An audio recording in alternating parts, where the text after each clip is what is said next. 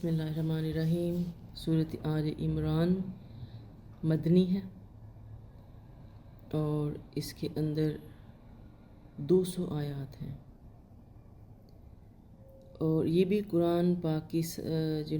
Second largest سورت ہے۔ ابو امامہ سے روایت ہے کہ آپ نبی کریم صلی اللہ علیہ وسلم نے فرمایا، 2 جگمگانے والی صورتیں یعنی سورۃ البقرہ اور سورۃ آل عمران پڑھا کرو، یہ یوم قیامت بادلوں یا پرندوں کی طرح آئیں گی اور پڑھنے والوں کے لیے لڑیں گی۔ یہ مسلم کی روایت ہے۔ اچھا، اس سورت کا ابتدائی حصہ یعنی 83 آیات اس واقعے سے متعلق ہے جس میں نجران کے عیسائی آپ صلی اللہ علیہ وسلم سے بحث و مناظرہ کے لیے آئے تھے، جنہیں دعوت مباہلہ دی گئی۔ ان آیات کا مطالعہ اسی پس منظر میں کیا جائے گا۔ ٹھیک ہے، جو پہلی 83 آیتیں ہیں وہ ایک عیسائیوں کے گروپ ہے جو آیا تھا بحث و مباحثے کے لیے، اس کے جوابات ہیں اور اس کی تفصیل آئے گی، تو دماغ میں رکھنا ہے تبھی ہمیں ترجمے کی سمجھ آئے گی۔ الف لام میم، اگین حروف مقطعات، ان کی حکمتیں اللہ ہی جانتا ہے۔ اللہ لا الہ الا هو الحی القیوم، اللہ کے سوا کوئی الہ نہیں، وہ ہمیشہ سے زندہ ہر چیز کو قائم رکھنے والا ہے۔ نزل علیک الکتاب بالحق مصدقا لما بین یدیہ وانزل التوراۃ والانجیل،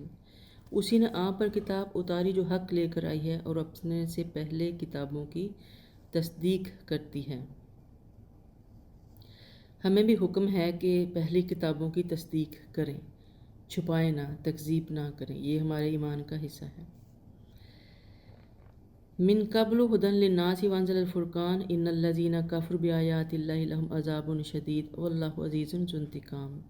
اسے پیشتر لوگوں کی ہدایت کے لیے اور اس کے بعد فرقان یعنی قرآن مجید نازل کیا۔ بلا شبہ اب جو لوگ اللہ کی آیات کا انکار کریں انہیں سخت سزا ملے گی، اور اللہ زور آور ہے، برائی کا بدلہ لینے والا ہے۔ اب اللہ تعالیٰ اپنی کچھ اور مزید خصوصیات بتانے جا رہے ہیں کہ هو الذی یصورکم فی الارحام کیف یشاء لا الہ الا هو العزیز الحکیم،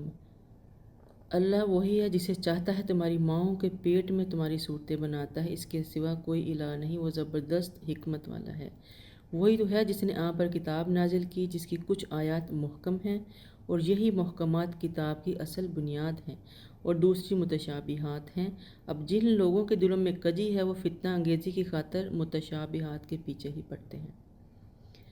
اور انہیں اپنے حسب منشا معنی پہناتے ہیں، حالانکہ ان کا صحیح مفہوم اللہ کے سوا کوئی بھی نہیں جانتا۔ اور جو علم پختہ ہیں کہتے ہیں ہم ان متشابہات پر ایمان لاتے ہیں اور ساری آیات ہمارے رب کی طرف سے ہیں، اور کسی چیز سے سبق عقل مند ہی حاصل کرتے ہیں۔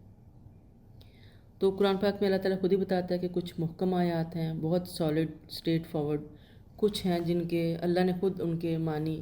اپنی مرضی سے تھوڑے سے چھپا دیے ہیں۔ تو اللہ تعالیٰ کہتے ہیں اس کے بھید ہیں، اس کے راز ہیں، آپ لوگوں کو بحث میں پڑھنے کی ضرورت نہیں، جو آپ کے سامنے آ گیا منو ان اس پہ ایمان لے آئیں،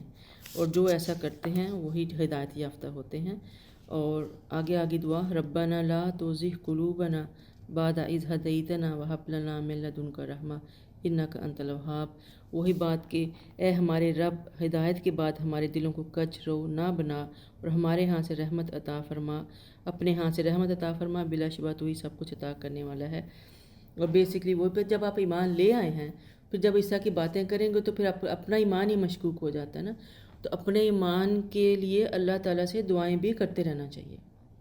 اور یہ والی دعا تو روز کریں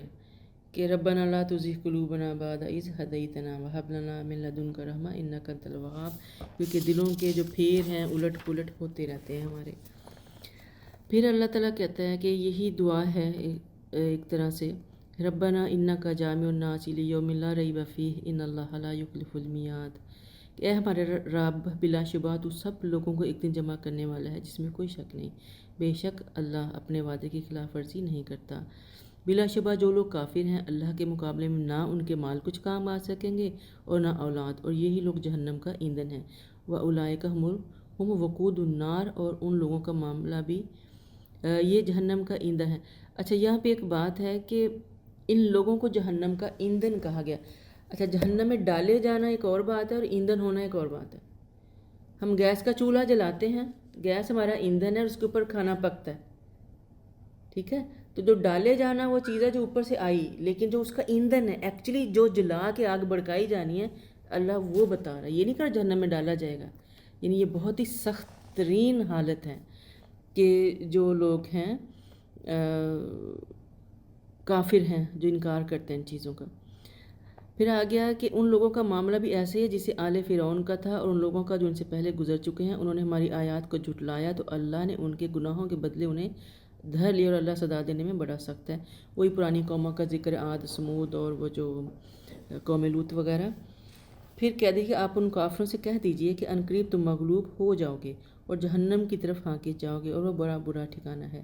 بلا شبہ تمہارے لیے ان دو گروہوں میں عبرت ہے جو بدر میں ایک دوسرے کے مقابلے پر اترے۔ ان میں سے ایک گروہ تو اللہ کی راہ میں لڑ رہا تھا، اور دوسرا کافر گروہ سرسری نگاہ سے مسلمانوں کو دو چند دیکھ رہا تھا، مگر اللہ اپنی نصرت سے اس کی تائید کرتا ہے جس کی چاہتا ہے۔ اس واقعے میں بھی صاحب نظر لوگوں کے لیے عبرت ہے۔ یہ بدر کی جنگ کا واقعہ یہاں پہ اس کے بیک گراؤنڈ میں یہ آتے ہیں کہ آپ کو پتہ ہے کہ مسلمانوں کی لشکری تعداد بہت قلیل تھی کافروں کے مقابلے میں، یہ 313 تھے، وہ 1000 کے لگ بھگ تھے۔ تو اللہ تعالیٰ نے اس طرح معاملہ کیا کہ ان لوگوں کو، کفار کو، بدر کے لوگ دگنے نظر آ رہے تھے اپنے سے۔ اور پھر یہ بھی ہے کہ آپ نے رسول کریم صلی اللہ علیہ وسلم نے ان کو ترتیب اس طرح دیا تھا کہ وہ دور سے لگتا تھا بہت بڑی جماعت ہے، لڑنے کے لیے ان کی جو ترتیب بنائی تھی، صفیں بنائی تھی، وہ بھی دیکھ کے نا لگ رہا تھا کہ بہت زیادہ لوگ ہیں۔ تو آپ ساری رات بیٹھ کر خیمہ میں اللہ کے ہاں گریہ زاری کر کے تشریف لائے تو آپ کے چہرے پر اطمینان تھا، آپ کو بشارت مل چکی تھی۔ ہوا یہ تھا کہ میدان بدر میں مسلمان جو کافر تھے وہ پہلے آ چکے تھے، یہ کفار مکہ تھے نا، آپ کو پتہ نہیں ہے پہلی جنگ تھی، تو یہ لوگ آئے تھے لڑنے کے لیے باہر سے، مکہ سے، تو انہوں نے آ کے بدر کے مقام کو چوز کیا اور پہلے جو اچھی اور پکی زمین تھی وہاں اپنے ڈیرے ڈال لیے۔ تو جو مسلمان جب لڑنے آتے ان کے حصے میں ریتلی زمین ہے۔ اب ریتلی زمین آپ کو پتہ ہے، ریتلی زمین ہم ریگستانوں میں تو رہتے ہیں، ہمیں پتہ ہے کس طرح کی ہوتی ہے۔ تو اللہ نے حکمت دیکھی کہ جب جنگ ہوتی ہے تو اتنی تیز ہوا چلتی ہے اور اس کا رخ جو ہوتا ہے وہ کافروں کی طرف ہوتا ہے، تو وہ جو مٹی ساری تھی وہ اڑ کے ان کی آنکھوں میں پڑتی ہے جا کے، تو اس سے ان کو کافی جو ہے وہ نقصان پہنچتا ہے، اور ان کی متی ماری گئی۔ اتنی تیز مٹی جب آتی ہے ریگستان کی تو آنکھیں نہیں کھول سکتے، آپ کیا کریں گے، کیا لڑیں گے۔ تو پھر اللہ تعالیٰ نے مزید فرشتے بھیج کر بھی اپنے لوگوں کی مدد فرمائی، اور بیسیکلی اللہ تعالیٰ کہتا ہے کہ یہ میری حکمتیں ہیں، جو لوگ میرے دین پہ چلیں گے، میری باتوں کو مانیں گے، انکار نہیں کریں گے، اللہ تعالیٰ ان کی مدد کرتا ہے، اپنے ہی طریقے ہیں اس کی ہماری مدد کرنے کے۔ زُيِّنَ لِلنَّاسِ حُبُّ الشَّهَوَاتِ مِنَ النِّسَاءِ وَالْبَنِينَ وَالْقَنَاطِيرِ الْمُقَنطَرَةِ مِنَ الذَّهَبِ وَالْفِضَّةِ وَالْخَيْلِ الْمُسَوَّمَةِ وَالْأَنْعَامِ وَالْحَرْثِ ذَلِكَ مَتَاعُ الْحَيَاةِ الدُّنْيَا وَاللَّهُ عِندَهُ حُسْنُ الْمَآبِ قُلْ أُنَبِّئُكُم بِخَيْرٍ مِّن ذَلِكُمْ لِلَّذِينَ اتَّقَوْا عِندَ رَبِّهِمْ جَنَّاتٌ تَجْرِي مِن تَحْتِهَا الْأَنْهَارُ خَالِدِينَ فِيهَا وَأَزْوَاجٌ مُّطَهَّرَةٌ وَرِضْوَانٌ مِّنَ اللَّهِ وَاللَّهُ بَصِيرٌ بِالْعِبَادِ۔ لوگوں کی خواہشات نفس سے محبت، جیسے عورتوں سے، بیٹوں سے، سونے اور چاندی کے جمع کردہ خزانوں سے، نشان زدہ عمدہ قسم کے گھوڑوں اور مویشیوں اور کھیتی سے محبت بڑی مزین کی گئی ہے، یہ سب دنیوی زندگی کا سامان ہے، بہتر ٹھکانہ اللہ ہی کے پاس ہے۔ کہیے کیا میں تمہیں ایسی چیزوں کی خبر دوں جو دنیاوی سامان سے بہتر ہیں؟ جو تقوی اختیار کرے اور ان کے لیے ان کے رب کے ہاں ایسے باغات ہیں جن میں نہریں بہہ رہی ہیں، اور ان میں ہمیشہ رہیں گے، اور وہاں انہیں پاکیزہ بیویاں میسر ہوں گی، اور اللہ کی رضامندی بھی، اور اللہ اپنے بندوں کو دیکھ رہا ہے۔ بیسیکلی ساری چیزیں اللہ تعالیٰ نے دی ہیں ہمیں اس دنیا میں، اور ان سے محبت بھی اللہ نے ڈالی ہے ہمیں، اپنے گھروں سے، اپنی چیزوں سے، اپنے خزانوں سے، بیٹوں سے، مال سے، مویشی سے۔ اور پھر اللہ تعالیٰ فرماتا ہے کہ جو نشان زدہ عمدہ گھوڑے، یعنی برانڈڈ چیزیں بھی آ گئی ہیں اس کے اندر، ٹھیک ہے نا۔ تو یہ ساری چیزیں نہ بری ہیں، ان کی محبت اگر اعتدال کے ساتھ اللہ کی مقرر کردہ حدوں کے اندر رہ کے ان کو استعمال کریں تو خیر ہے، اور ایسی صورت میں یہی انسان کی کامیابی۔ اگر اللہ نے جیسے رزق دیا ہے، وسائل دیے ہیں، جیسے ہم گاڑیاں یوز کرتے ہیں، آتے ہیں جاتے ہیں، پڑھیے ٹیکنالوجی بھی اس وقت ہم کیا کریں، فون بھی ہے، میرا آئی پیڈ بھی لگا ہوا، ہم بیٹھے ہوئے ہیں آپس میں اپنے اپنے گھروں میں بیٹھ کے اپنے کمفرٹ پہ کر رہے ہیں، تو یہ اللہ کی نعمتیں ہیں نا جو اللہ نے دی ہیں، اور پھر استعمال کرنے کا سلیقہ بھی دیا ہے، پھر گھروں سے ہمارے مددگار پیدا کیے ہیں، ابھی میں صبح سے لے کے بیٹھی ہوئی تھی کہ مجھے یہ سارا سیٹ اپ کر کے دیں، تو میرے میاں خیر سے کر کے دے کے گئے ہیں مجھے آئی پیڈ پہ سارا سیٹ اپ۔ تو یہ اللہ کی نعمتیں ہیں، جب ان کو ہم اللہ کے لیے اللہ کی حدوں میں رہ کے یوز کریں گے تو یہ ہمارے لیے خیر ہے، لیکن اگر ہم ان کا غلط نقصان کریں گے تو اپنا ہی نقصان کریں گے۔ غلط استعمال چیزوں کا ہمارا اپنا نقصان کرتا ہے۔ الذین یقولون ربنا اننا آمنا فاغفر لنا ذنوبنا وقنا عذاب النار، جو لوگ کہتے ہیں اے ہمارے رب ہم ایمان لے آئے ہیں لہٰذا ہمارے گناہ بخش دے اور ہمیں جہنم کے عذاب سے بچا لے، وہ کون لوگ ہیں؟ الصابرین، یہ لوگ صبر کرنے والے ہیں، والصادقین، وہ سچ بولنے والے ہیں، والقانتین، فرما بردار، والمنفقین، فی سبیل اللہ خرچ کرنے والے، والمستغفرین بالاسحار، دیکھیں کیا بڑی خوبی آ گئی ان لوگوں کی، جو رات کے آخری حصہ میں استغفار کرنے والے ہیں۔ اللہ کو کس قدر پسند ہیں یہ لوگ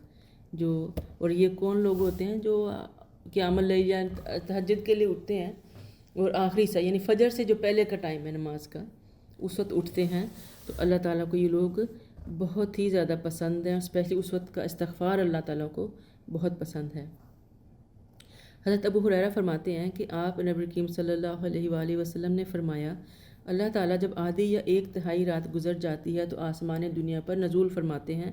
اور فرماتے ہیں کہ کون مجھ سے دعا کرتا ہے کہ میں اس کی دعا قبول کروں، کون مجھ سے مانگتا ہے کہ میں اسے عطا کروں، کون گناہوں کی معافی چاہتا ہے کہ میں اسے گناہوں کو بخش دوں۔ تو یہ بڑا ہی خوبصورت ٹائم ہے، اللہ تعالیٰ ہم سب کو نصیب میں کرے۔ شاہد اللہ انہ لا الہ الا ہو والملائکۃ واولو العلم قائما بالقسط لا الہ الا اللہ هو العزیز الحکیم، اللہ نے شہادت دی کہ اس کے سوا کوئی الہ نہیں، فرشتوں اور اہل علم نے بھی شہادت دی، کوئی انصاف کے ساتھ حکومت کر رہا ہے، اس کے سوا کوئی الہ نہیں۔ اب خالق کی شہادت تو سب سے معتبر، اللہ تعالیٰ خود اپنے ہی لیے خود ہی شہادت دے رہا ہے، اور اس سے بڑی شہادت اور کیا ہو سکتی ہے۔ فرشتے چونکہ اللہ کے احکام کے مطابق کائنات کا انتظام چلاتے ہیں، تو اگر کوئی الہ اللہ کے سوا ہوتا تو انہیں ضرور علم ہوتا۔ اس طرح اہل علم کی متفقہ گواہی ہمیشہ سے یہی رہی ہے کہ کائنات میں اللہ کے سوا کوئی الہ نہیں، اگر ایسا ہوتا تو نظام کائنات کبھی بھی قائم نہ رہ سکتا۔ ان الدین عند اللہ الاسلام وما اختلف الذین اوتوا الکتاب الا من بعد ما جاءهم العلم بغیا بینہم ومن یکفر بآیات اللہ فإن اللہ سریع الحساب، اللہ کے ہاں دین صرف اسلام ہے، اور اہل کتاب نے علم وحی آ جانے کے بعد بھی جو اختلاف کیا اس کی وجہ محض ان کی باہمی ضد و سرکشی تھی۔ جو شخص اللہ کی آیت سے انکار کرتا ہے تو اللہ کو حساب چکانے میں کچھ دیر نہیں لگتی۔ تو یہ ہم تو پتہ ہے کہ شروع سے جو بھی دین اللہ تعالیٰ نے بھیجا اپنے نبیوں کے ذریعے وہ اسلام ہی تھا۔ یہ بات کہ لوگوں نے اپنے اپنے نام دے لیے ان لوگوں کے، تو اس کا اللہ سے کوئی تعلق نہیں ہے، اور ہمیں اسلام کے انڈر ہی زندگی گزارنی ہے۔ پھر یہ اگر آپ سے جھگڑا کرے تو آپ کہہ دیجیے کہ میں نے اللہ کے سامنے سر تسلیم خم کر دیا ہے، اور میرے پیرکاروں نے بھی، اور ان اہل کتاب اور غیر اہل کتاب سے پوچھئے اسلمتم، کیا تم اللہ کے فرما بردار بنتے ہو؟ اور اگر وہ فرما بردار بنے تو انہوں نے ہدایت پا لی، اور اگر منہ پھیر لے تو آپ پر صرف پیغام پہنچانے کی ذمہ داری ہے، اور اللہ اپنے بندوں کو خوب دیکھ رہا ہے۔ تو وہی بات ہے کہ وما علینا الا البلاغ، کہ پیغام پہنچانا ذمہ داری ہے، کسی کے دلوں کو